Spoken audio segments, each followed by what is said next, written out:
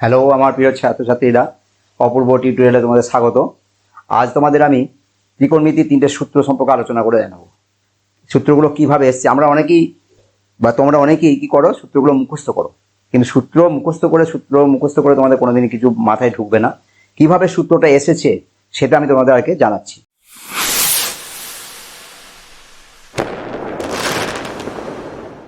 তিনটে সূত্র দেখো। প্রথম হচ্ছে তোমার sine square theta plus cos square theta সমান 1, আর cosec square theta minus cot square theta is equal to 1, আর একটা হচ্ছে sec square theta minus tan square theta is equal to 1। এই তিনটে সূত্র আমরা জানি। তাহলে আমরা এবার প্রথম বলছি sign square theta plus cos square theta is equal to 1 কীভাবে হয়েছে। তোমরা হয়তো সূত্রটা মুখস্থ করে, অনেকেই করে কী করে যে সূত্রটা মুখস্থ করে লিখে দেয়, কিন্তু সূত্রটা তো একটা এসেছে, কীভাবে এসেছে আমি সেটা সম্পর্কে তোমার আলোচনা করছি। দেখো, sign square theta plus cos square theta is equal to 1, এই সূত্রটা সম্পর্কে আমি প্রথম আলোচনা করব। তাহলে আমরা জানি, দেখো, এক সমকোণী ত্রিভুজের লম্ব, ভূমি, অতিভুজ, এই তিন রকমের মধ্যে একটা সম্পর্ক আছে। কি সম্পর্ক? আমরা জানি লম্ব স্কোয়ার প্লাস ভূমি স্কোয়ার ইজ ইকুয়াল টু অতিভুজ স্কোয়ার, এটা নিশ্চয়ই জানো। তাহলে লম্ব, আমরা যদি উভয় পক্ষকে অতিভুজ স্কোয়ার দিয়ে ভাগ করি, এটাকে অতিভুজ স্কোয়ার দিয়ে দুটোকে ভাগ করছি, তাহলে কি হবে? তাহলে লম্ব বাই অতিভুজ স্কোয়ার প্লাস ভূমি বাই অতিভুজ তার whole square is equal to অতিভুজ স্কোয়ার ইজ ইকুয়াল টু 1। তাহলে আমি লম্ব বাই অতিভুজ, আমরা আগেই বলেছি লম্ব বাই অতিভুজ মানে কি? সাইন।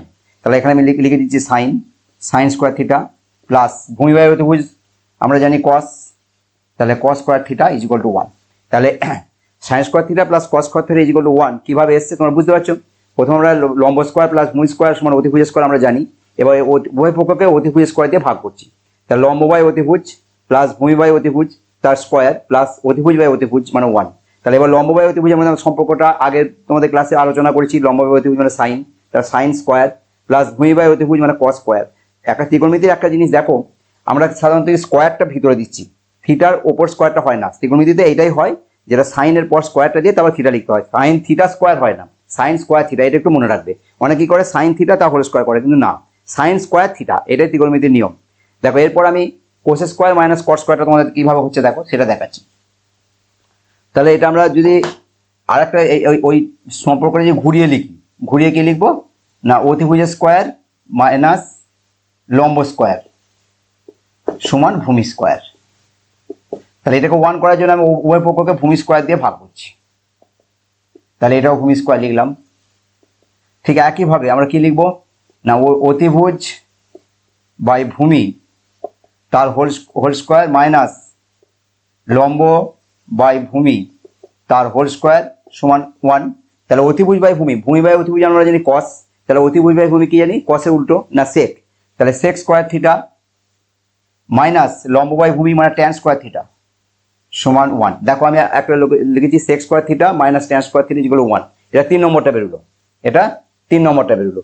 এবার আমরা 2 নম্বরটা কেমন না, cosec square theta minus cot square theta, এটা কিভাবে বেরোচ্ছে দেখো।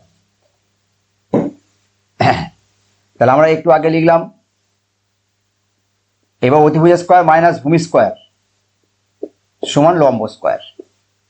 তাহলে উভয় পক্ষকে লম্ব স্কোয়ার দিয়ে ভাগ করছি, তাহলে অতিভুজ বাই লম্ব তার হোল স্কোয়ার মাইনাস ভূমি বাই লম্ব তার whole square is equal to 1। তাহলে অতিভুজ বাই লম্ব মানে কি জানি? কোসেক।